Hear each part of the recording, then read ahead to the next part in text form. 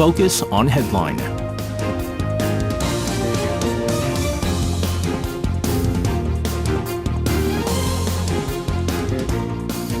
right, let's take a look at what major issues are making the headlines today on Focus on Headline. For this, joining us in the studio, we have our reporters in Changana and Chongyein. Guys, welcome back. Good evening. Good evening to you guys. We're going to start things off with a speech by President Yoon Suk Yeol marking the 105th anniversary of the March 1st independence movement. He held a speech over at the Yugansun Memorial Hall, commemorating the very day. There, he said, Korea and Japan are working together to overcome the painful past and moving towards a new world. Hannah, tell us about the president's speech earlier today. Sure. Now, President Yoon said during his speech that our two countries have become partners in the pursuit of common interest for global peace and prosperity and sharing the values of freedom, human rights, and the rule of law. Yoon also added that the security cooperation between the two countries against North Korea's nuclear and missile threats has been strengthened further and that both countries are looking toward to taking a step forward to a more productive and constructive bilateral relationship next year on the occasion of the 60th anniversary of the normalization of diplomatic relations. Yoon promised that he and his government would uphold the spirit of the March 1st independence movement and make every effort to build a happier and more prosperous Korea. And in regards to North Korea, he reiterated the fact that recently North Korea labeled the Republic of Korea as its primary foe and invariable principal enemy. And in that sense, he mentioned unification, which is not just an issue confined to the Korean peninsula. The tyranny and human rights abuses of the North Korean regime deny the universal values of humanity. And Yoon's solution was unification, which is precisely what is needed to expand the universal values of freedom and human rights. He said that South Korea's unification efforts must become a source of hope and a beacon of light for the people of North Korea. And he added that the government will continue extending its helping hand to North Koreans and its efforts to improve their human rights will never cease. He said that it will also continue to provide North Korean defectors with warm-hearted support so that they can enjoy freedom and prosperity together with us. He added that unification is a challenging task that we cannot accomplish alone, and the international community must pull its strength in a responsible manner. And before he ended his speech, he said that we are now standing at the crossroads of a historic transformation, so we must expand freedom and promote peace. And he also mentioned that we need to move forward along the path to prosperity by rekindling the spirit of the proclamation of Korean independence. Now, with the extended weekend that we have, Friday, Saturday, Sunday, we do have a 3-day weekend for most of us here in the country. It also means that there are going to be massive rallies happening nationwide, different parts of the country on 3 different days. Police already gearing up, busy gearing up for the March 1st Independence Movement holiday weekend with several large-scale rallies planned in the city's heart. They announced that 8,000 police officers are going to be deployed to manage the rally sites and maintain order, not to mention the National Police Agency coming out yesterday saying that they will have stern measures against any sort of illegal activities that occur in these massive rallies. Yain, you're going to give us the latest on this. Sure. So the National Police Agency is surely preparing for some large influx of rally participants with a strategy session on Thursday led by Police Commissioner General Yoon Hee-gun in order to ensure a well-coordinated response. Now, to name a few rallies which were already reported to happen on March 1st, we have the Liberty Unification Party led by Pastor Jeon Kwang-hun of the Sarang Church. It has filed a notice for a 35,000 people rally at Sejongdaero in central Seoul. Additionally, the Korean Professors Conservative Union and the 10 Million People's Movement headquarters have also announced their plans to hold rallies along Sejongdaero and Yeoinarudo area. The Korean Medical Association is set to hold a mass rally on March 3rd along Yeouidaero in Yeongdeung-pogu district, protesting against the government's plan to increase medical school admissions with an anticipated turnout of 25,000 attendees. Now, according to the strategy outlined by the police, while focusing on managing traffic congestion and noise, A total of 8,000 officers from 134 police units will be dispatched to address any illegal activities like occupying lanes beyond the permitted rally areas or causing prolonged traffic jams. Now, the police have also made it clear that any obstruction of official duties, just as SJ said, such as assaults on officers, will be strictly dealt with in accordance with legal procedures. Now, the Seoul Metropolitan Police Agency has taken steps to mitigate the expected traffic congestion by deploying about 200 traffic officers to redirect vehicles around the rally sites, while also providing real-time traffic updates. Now, their advice is to avoid the affected areas around 세종대로, 종로, and 을지로 if possible, and to use public transportation instead of driving personal vehicles. For those who must travel by car, it is crucial to check traffic updates in advance. For all of our listeners out there who might be tuning in from different parts of the world and wondering why there are so many massive rallies that are going on across the heart of Seoul on March 1st, Independence Movement Day holiday weekend, and it's because the March 1st Independence Movement, it was all about peaceful protest, right? And so we're hoping, I've always said the freedom of speech, the right to assemble is a right that's given to us as long as it's done in the boundaries of the law. And because the March 1st Independence Movement back in 1919 was a peaceful protest against Japan's colonialism, we do hope that there is no clashes with the police and that we do see a peaceful protest all throughout the weekend there. Speaking of protests, we did mention that the Korean Medical Association is going to be having their rally on Sunday, met with some 25,000 attendees, which means there is this clash between the government and the medical community still going on right now. The Ministry of Health and Welfare issuing an order to start work for some of these trainee doctors who are engaging in this collective action through websites and other public notices. They've even delivered orders through email, text messages, and most of them, what they do is they turn off their phones. And so if they don't get it, what they do is, well, find where they live, go there, home visits, give them the order there. Ministry once again announcing the order through public notices, and we mentioned that yesterday, February 29th, was the deadline that the government had issued. If trainee doctors return to work by this particular date, that there is going to be no legal repercussions. However, we do know that there's still a large number of trainee doctors who haven't returned, and it seems like the punishments for the doctors have begun. Hannah, let's get the latest on this. Sure. Now, excuse me, on the Ministry of Health and Welfare's website, a public notice of an order to start work pursuant to Article 59-2 of the Medical Act was posted in the name of the Minister of Health and Welfare. Now, the notice said that for medical practitioners who have stopped practicing without a legitimate reason, an order to start practice should be delivered in person or mail in accordance with this Article 59-2 of the Medical Act. But due to the absence of and the inability to verify the address, it is difficult to deliver or mail the order, so it is publicly served in accordance with the Administrative Procedure Act. The notice listed the names, affiliations, and medical license numbers of those subject to the Act.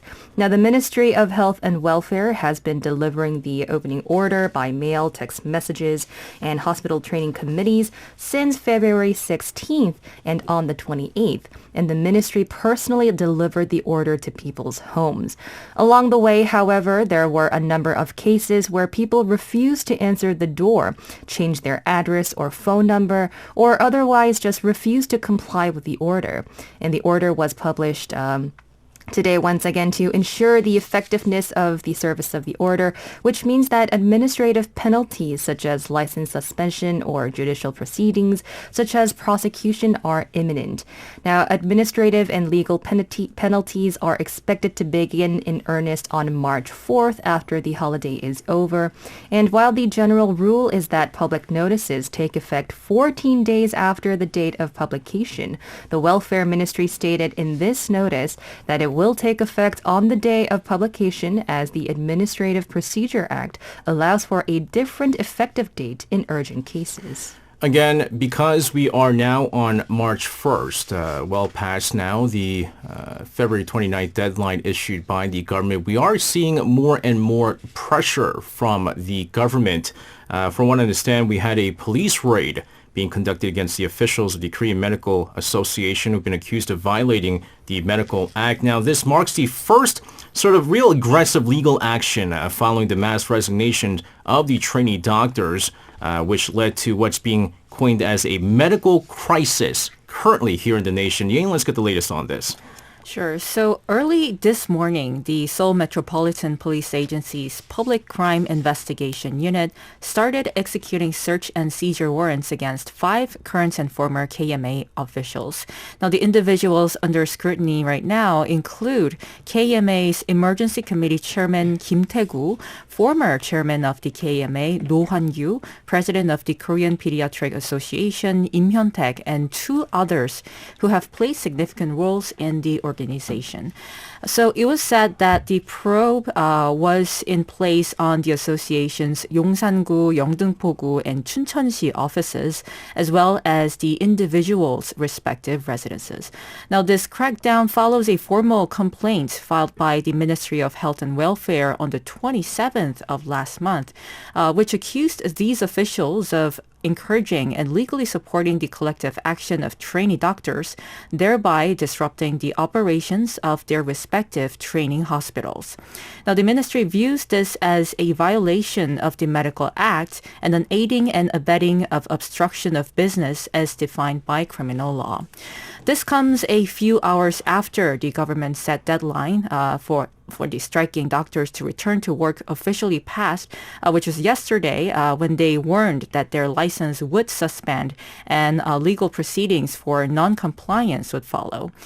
Police Commissioner General Yoon Hee-gun has also shared in his regular press briefing on the 19th of last month that swift and decisive action against any clear legal violations and non-cooperation from the medical community would take place, also indicating a potential for more severe measures, including arrests and custodial investigations in collaboration with the prosecution. Again, we're looking at, come next week is going to be 2 weeks since the trainee doctors have walked out of their workplaces and continued on with their collective action. And so it's a legal issue right now, but what the trainee doctors are probably doing is, number one, I'm sure they have their legal consultations going on right now. They're seeing whether or not this really is what their actions are really considered illegal. They're also going to see whether or not there are any loopholes, as what they do when they have lawyers and things like that, because their argument is that they've handed in their resignation letters, and as any working person, they have the rights to hand in their resignation letters. But of course, the argument being made by the health ministry is that these resignation letters were not processed. And then comes, of course, the contract season. March is usually contract season for a lot of these doctors because you've graduated med school, you start work, and it's March when you sign the contract. And so they can easily go, well, our contract is done and over with, and so we don't have to re-sign. You can't force us. And so despite the fact that the government is issuing these warnings of suspension of licenses, even revoking of the licenses, the trainee doctors are probably going, well, you can't suspend all of our licenses. You can't revoke all of our licenses. What are you going to do with the lack of, you're already seeing a medical crisis right now. If you really end up, taking away our licenses, that's how many doctors you're not going to have in these hospitals for a permanent period of time. So it's a deadlock right now. And again, as we mentioned before, the real victims of all this are the patients. We talked about the large number of surgeries that are being canceled or delayed, people unable to get the proper treatments and so forth. And so we'll see what happens, and also we'll keep a close tab on what goes on over the weekend. I'm sure there should be some developments there. Yesterday, February 29th, marked the last day of the 21st National Assembly's plenary session. There, a number of bills were passed, others not being passed. Namely the 2 special probe bills which President Yoon had earlier vetoed, which means that when it goes on a revote, you need 2/3 of the vote. That was voted down, despite the fact that the main opposition Democratic Party does have majority in the National Assembly. They don't have 2/3 of the National Assembly. That was voted down yesterday afternoon, finally scrapped for good. Hannah, let's get the details of this. Sure. Now, as you may already know, the two special probe bills refer to the bills to introduce special prosecutors to investigate First Lady Kim Gun-hee's alleged manipulation of stock prices and the alleged bribery of the Daejangdong Development Project, respectively. Now, in a secret vote, these special investigation proposals were defeated with 171 in favor, 109 against, and one invalid vote out of 281 lawmakers present. Now, the Daejangdong Special Prosecution Act was defeated with 177 votes in favor and 104 against out of 281. Now, the bill passed the plenary session on December 28th last year, led by the Democratic Party and other opposition parties, but was sent back to the National Assembly after Yoon vetoed it on the 5th of last month. Now, the vote was held 55 days after Yoon's request for a second reading as the ruling and opposition parties continued to fight over the timing of the vote ahead of the general election. Now, a bill vetoed by the president can be reintroduced by a majority of the members present and a 2/3 vote of those present, as SJ mentioned. Now, the 113-seat PPP participated in the revote, which was initially expected to be voted down. The PPP was able to prevent members deviating from its original stance or being absent, with only 3 lawmakers named Kim Hee-guk, Kim Yong-pan, and Kim Ung absent, and 110 members voting. Now, the first vote was on December 28th last year, and it was held amid a walkout by the PPP, which protested against the opposition's rushed process. And at the time, the 2 independent council bills were passed by all opposition lawmakers present, including 180, and the so-called 5 billion won club bill was passed by 181 of those present. Now, the ruling and opposition parties debated the issue in advance of the vote and reacted with mixed reactions to the outcome of the day's revote on the 2 special bills. You know, what's interesting here is the 3 lawmakers that you talked about here, by being absent, they're kind of basically saying, I mean, they want to vote in favor of this, but they don't want to. It almost seems like they're openly kind of going, despite the fact that we're the ruling party. It involves the president's wife and first lady. But you look at it, 110 PPP lawmakers voted, and you had 104 who were against this, which means that there were 6 other PPP lawmakers potentially voting in favor of this, because there is the minority of the PPP members who believe that this issue is going to be a huge thing for the general elections, right? That they're afraid that this is going to affect the voting that's going to come out. But still, again, don't have 2/3, which means it doesn't get passed.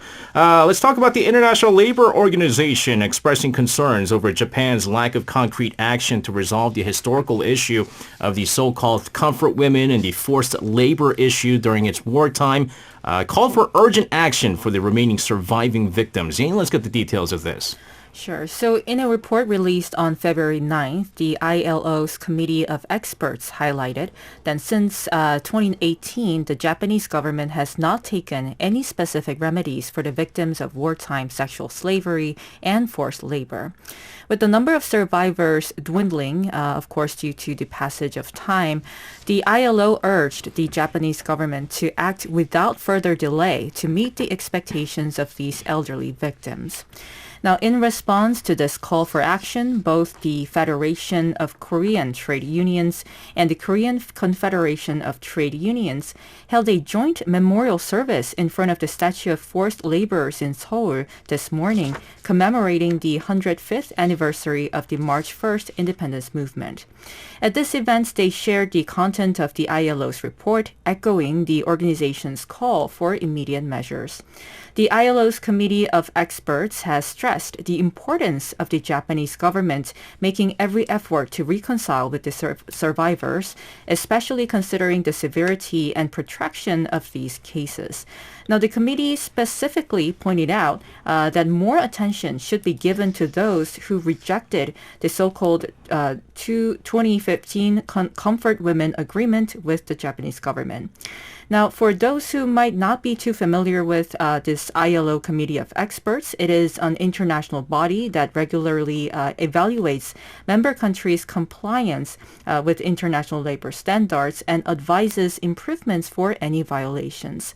The ILO Convention number 29, or the so-called Forced Labor Convention, is one of the 8 fundamental conventions of the ILO, and it is under this convention that the recent evaluation of Japan's actions was conducted after the 2 labor unions of South Korea filed their memorandum on the Japanese government's state of execution of Convention number 29 back in September 2019. They have also filed the complaint on comfort women issue to ILO in 1995. All right, so the ILO's Committee of Experts, they specifically pointed out that more attention should be given out to those who rejected the so-called 2015 Comfort Women Agreement with Japan. And so that to me shows that the ILO's committee is criticizing whoever rejected this particular argument, that being the former Moon administration. But you also have to take into consideration of why this was rejected and why this was a highly controversial agreement and something that the previous administration had done in part for the victims of forced sexual labor by the Japanese colonial army, because that deal was done by the South Korean government, the then Park Geun-hye administration, and the then, I believe, the Shinzo Abe administration, and there was no consultation whatsoever with the comfort women. The so-called comfort women. And so that's why it was so controversial. It wasn't because they were going, well, Japan was trying to do something to resolve everything, and then this administration came in and they shot it down and rejected it because they don't want a deal to put in place. It was because, again, the victims themselves were not fans of this particular agreement. And so I think the ILO Committee of Experts should do some research here and understand why that was rejected in the first place, and maybe why Japan continues to look deeper into why Japan still ignores these calls from you guys. Let's move on here, talk about the economy. The 2 main pillars of Korea's exports, semiconductors and, of course, exports to China, improved significantly in the month of February. You have semiconductor exports in February up 66.7% from a year earlier. You have exports to China moving out of the deficit tunnel and back into the black for the first time in 17 months. Hannah, let's get the latest figures. Sure. Now, the Ministry of Trade, Industry and Energy announced the February import and export trend, and overall exports in February were positive for the 5th consecutive month since October of last year, and the trade balance has been in the black for 9 months since June of last year. Exports totaled $52.41 billion in February, up 4.8% from the same month last year. And monthly exports have been on the rise for 5 consecutive months since turning positive in October last year. And in February, exports of 6 of the 15 major commodities increased. Semiconductor exports, the largest export item, grew for the 4th consecutive month. Now, semiconductor exports reached $9.9 billion in February, which was up 66.7% from last year. This is the highest growth rate since October 2017, and semiconductor exports were slightly higher than in January, with memory semiconductor exports reaching $6.08 billion in February, which is an increase of 108.1%, significantly higher than the average for all semiconductors.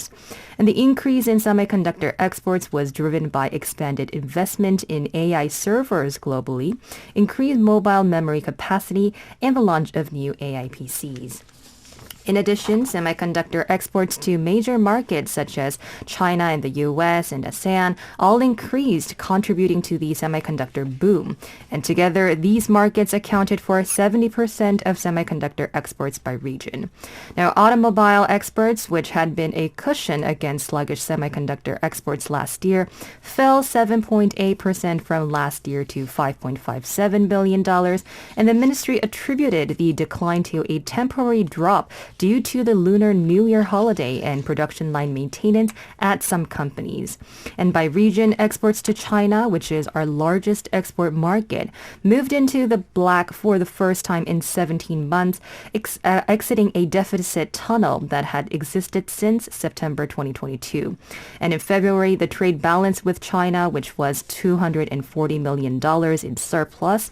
However, due to the impact of the Chinese New Year, exports to China decreased 2.4% from last year to $9.65 billion. And exports to the United States increased 9%, marking the seventh consecutive month of growth. And exports to the U.S. totaled $9.8 billion in February, the largest monthly export volume on record after January. And notably, exports to the U.S. surpassed exports to China in February as they did in December last year. And South Korea imported $48.11 billion in February, down 13.1% from the same month last year.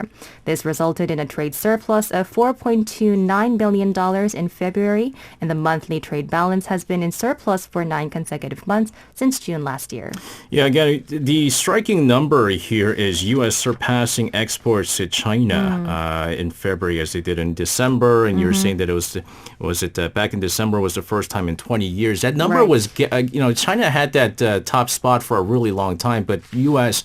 was closing the gap, and the gap closed even more ever since this whole trade war between U.S. and China happened some years ago, and then that they finally overtook. And you have to kind of see, because still China does have, we rely so heavily on China's importing of South Korean goods. We'll see whether or not they'll be able to close the gap in the near future. We're going to move on here, talk about some world news and really what's just tragic development happening over in Gaza. Over 100 Palestinian civilians. I want to stress this once again, not Hamas militants, but over 100 Palestinian civilians losing their lives while waiting for humanitarian aid. This incident has cast a grim shadow over the ongoing hostage release and ceasefire negotiations between Israel and Hamas. Ian, let's get the latest on this. So on Thursday local time in the western part of Gaza City, Palestinian civilians gathered at a crossroad waiting for the distribution of relief supplies were shot by the Israel Defense Forces, or IDF, that resulting in the death of at least 112 individuals, with at least 760 others injured. Now, according to the health ministry in Gaza, controlled by the militant group Hamas, the crowd was fired upon directly by Israeli forces, allegedly with an intention to kill. The IDF, on the other hand, claimed that the casualties were primarily due to a stampede that occurred as the crowd panicked, with Israeli forces only firing warning shots in order to secure humanitarian corridors. That's the term referring to a type of temporary demilitarized zone intended to allow the safe transit of humanitarian aid into a conflict zone. Now, the IDF insisted that they did not fire directly at the crowd, while some eyewitnesses suggest that many of the deceased were run over by trucks trying to leave the chaotic scene, as reported by the BBC. Now, this incident, one of the deadliest single events since the onset of the Gaza conflict, has prompted international concern condemning Israel. We had Palestinian Authority President Mahmoud Abbas, a rival of Hamas based in the occupied West Bank, accusing Israeli forces of a heinous massacre. A spokesperson for UN Secretary General Antonio Guterres said he condemned the incident and called again for an, quote, immediate humanitarian ceasefire and the unconditional release of all hostages. Of course, nearby nations such as Saudi Arabia, Egypt, and Jordan have voiced their condemnation as well. With Ramadan around the corner and ceasefire talks now in progress, this tragic event has significantly heightened the tension surrounding this whole situation. So Israeli Prime Minister Benjamin Netanyahu stated that it is too early to predict the outcome of the negotiations, asserting Israel's continued stance on achieving the so-called total victory. I don't know how any warning shots could lead to at least 112 people being killed on site. And again, we don't have the exact, I guess, information on this. We don't have a reporter on site, so we don't have the exact reason for why and how this exactly happened. But the fact of the matter is some 30,000 Palestinian civilians have been killed in this ongoing armed conflict between Israel and Hamas. And of course, the statement by the Israelis has been that it's part of their operations to eliminate Hamas militants. But there is no figure on how much Hamas militants were killed as opposed to the number of Palestinians that are being killed here. But Joe Biden coming out saying that the aid site death adds urgency to ceasefire talks but also complicate the negotiation. It's one thing to call for the urgency of the ceasefire, but really, it's something, I guess, Antonio Guterres has said it, right? I think maybe being that the U.S., being a close ally of Israel, needs to make a statement in regards to this because, again, too many innocent lives taken because of this armed conflict.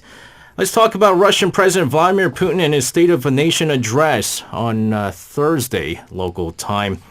Days before the presidential election, stern warning to the West and a promise of a rosy future for his people. He's quite a speaker, by the way. Hannah, let's get the latest on his speech. Sure. Now, one of the first topics Putin touched upon in his speech was his recent troop deployment to Ukraine, which was riled the West. He warned the West that a large-scale conflict could break out, including the use of nuclear weapons. And while the Western powers immediately rejected the idea, which was sparked by French President Emmanuel Macron's remarks, it was enough of a turn of events for Putin to make it the centerpiece of his State of the Union address. Putin also ramped up the pressure, listing new nuclear weapons, and the first 20 minutes or so were devoted to those heavy and frightening topics. But about 30 minutes into his speech, Putin joked that it is just the beginning, heralding the longest speech ever. In fact, that speech was the longest on record at 126 minutes. Now, Putin then presented a policy blueprint with goals to be achieved in 6 years in various areas, including economic development, education, birth rates and health, science and technology, the environment, and transportation. It was the equivalent of announcing as a candidate for the presidential election, which is scheduled to be held on the month of March. It's actually between the 15th to 17th, making it a foregone conclusion that he would win and was outlining his plans for the country. Putin, who has ruled Russia as president or prime minister since the year of 2000, will serve a fifth term in office if he wins the presidential election, extending his term by 6 years until 2030. Putin is expected to be re-elected as he has no serious rivals in the presidential race. Now, he was confident that Russia will become one of the world's 4 largest economies in terms of purchasing power in the near future, even in the face of various Western sanctions. And already last year, he emphasized that Russia's economic growth rate was higher than that of the group of 7 countries. The recent sudden death in prison of Navalny, a prominent Russian anti-government activist, has sparked growing criticism of Putin, but on February 29th, which was the day before Navalny's funeral, Putin outlined his plans for Russia's future development. And as for the feasibility of these heavily funded policies, Putin's spokesperson Dmitry Peskov emphasized that President Putin has never made empty promises and that all plans are carefully thought out. We do understand, again, speaking of which, Navalny's funeral is taking place as we speak right now. It's being streamed live on Navalny's YouTube channel, but apparently what they're saying is they're unable to get a hearse for his body, because apparently these the mortuaries and funeral homes have been getting threatening calls from unknown people not to take the body of this. But there's a lot of obstacles with this funeral going on. It does seem like there is a lot of people actually at hand in Moscow who are taking part in this funeral. There's about 129 to 130,000 people watching and streaming it live on his YouTube channel. We're going to close things out with a happy news, some positive news for a change here.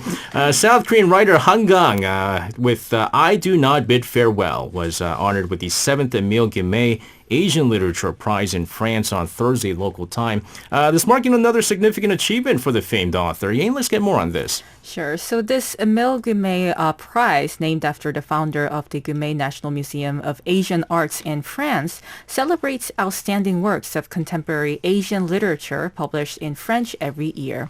And Kang's novel 작별하지 않는다, or I Do Not Bid Farewell in English, clinched this year's award. The jury praised Kang's restrained expressions conveying a very universal theme with which many people could actually resonate, explored in her work. Laura Adler, the head of jury, remarked on the unanimous agreement among the judges about the exceptional quality of Kang's book. Although Kang could not attend the ceremony herself, she expressed her gratitude through her publisher, saying, quote, "This is a story of the people who chose not to say goodbye, lighting up their candles underwater in the depths of the night. I hope we also do not lose our hope for flickering lights, just like the protagonist of this story." So this book delves into the tragic history of the April 3rd Jeju massacre through the perspectives of three women. The narrative follows the protagonist, who is a novelist named Kyung-ha, who visits the empty house of her friend, In-sun, who is in hospital in Jeju Island, and she kind of unravels painful history based on the memory recollections of In-sun's mother. So this is not the first time Kang has been recognized in France. The very same novel was previously awarded one of the France's top literary honors, the Prix Médicis for foreign literature, 3 months after it was first published in August last year through Choi Kyung-ran and Pierre Bijou's translation. Kang, obviously known for a lot of her great work. The one that really got her to rose to her fame was The Vegetarian. And did you guys read The Vegetarian by any chance? I did. You did? So I didn't read The Vegetarian, but then I told one of my friends, hey, look, there's a book called The Vegetarian, and I recommend you read it. And she goes, did you read it? And I said, no. And she said, so she read it, and she got back to me and she said, why didn't you warn me that it's a very graphic novel? Well, it is. It's true. It really goes against its title. I mean, you'll understand why it's called The Vegetarian, but it's just a warning for anybody out there. Just because it says The Vegetarian doesn't mean there's a lot of vegetables and stuff like that. It's some very graphic novel, but apparently really good too. So I encourage you guys to get a chance to read that. Anyways, guys, thank you very much for coming in on this March 1st Independence Movement Day. Have a fantastic and a safe weekend, and we'll see you guys again next week. Thank you. You can listen to Korea Now with me, SJ Lee, by downloading the Arirang radio application or tune in online by visiting www.arirangradio.com. So make sure you tune in Mondays through Fridays, 6 p.m. to 8 p.m. Korea time.